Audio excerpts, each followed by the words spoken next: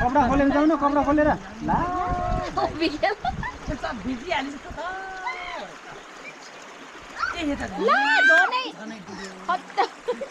तो अरे त्यसलाई ज्वरो आएको छैन के ज्वरो आएको छैन त्यसलाई मतलब पेट दुखेको हो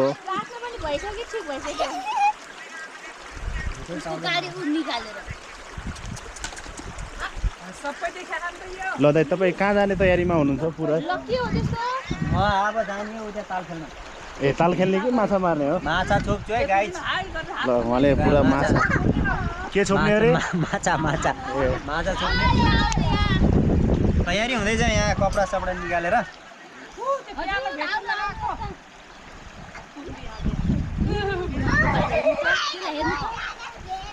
त्यहाँ तपाईँको छोरालाई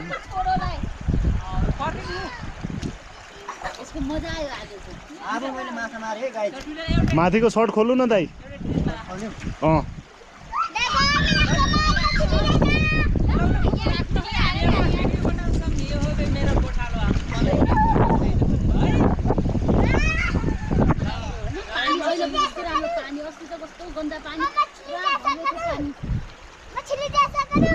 मछली जैसा करना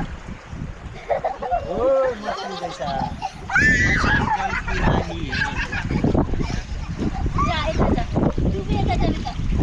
ल साइड अब खेल्छ वहाँ से इधर अंकल को खेल्ने दो अच्छु चिसो रहेछ oh my God this is the waterproof भन्थ्यो अरे कोले चप्पल निकाल चप्पल ए गयो यार आज दाइको माछा यहाँ रहेछ हो माछा सक्सेस हुन्छ कि हुँदैन ओहो गमाटा रहेछ यार रहेछ ए के हो यो फेरि हैन सर अरे चप्पल गरे गमाटा कौले गमाटा जस्तो मान्छे के हो गमाटा हो माछा हो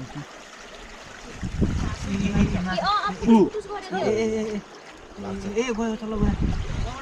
मैन माछा एउटा माछा मारे के गर्ने छोड्दिन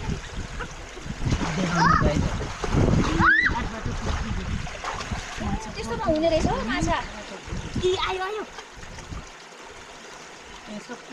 मैले एउटा छोप्यो पुग्नु गयो ल हो र गाइस माछा खाने हो खै अलि पर गएर के ल दाइले एउटा माछा चाहिने दिस इज द कटङ्गा माछा भन्छ यसलाई हैन कस्तो रहेछ खै के माछा यो कटङ्गा माछा भन्छ यसलाई चिल्ने माछा त होइन यो खै जे हो चिल्ने हो कि पिल्ने हो थाहा भएन मलाई पुरै त छैन उसलाई हातमा के गर्ने पनीमा राख्ने बेला राखौँ न म छोपिदिन्छु यो खै परेछ छोपिदिन्छ कि यता आउन यता बाहिर आउन अरू पनि छ यहाँ माछा म मार्छु ल के हो पर्थे दाइ हिँडेर राखिदिनु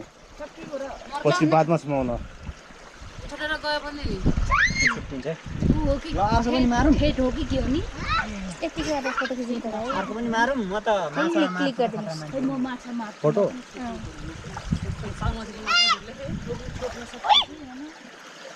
यसलाई अक्सिजन कम भइसक्यो छोड्दिउ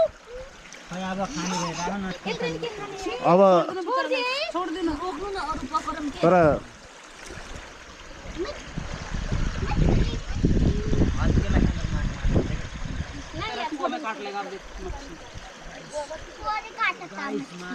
दिदीले पनि त्यो एउटा अहिलेको त्यो के अरे के उ छ नि के नाम उ हरेक चिजलाई हरेक जनावरलाई आशिका तामाङ त्यस्तै बोल्नु भयो दिदीले अहिले जानुस् जानुस् भनेर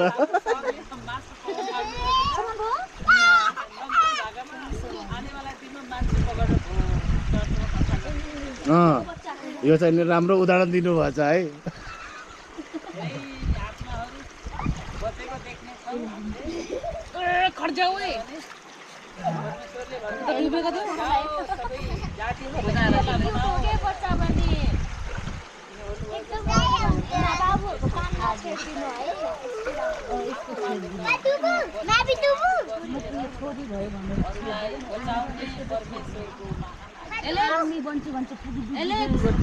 हाय बोलो हाय इधर देख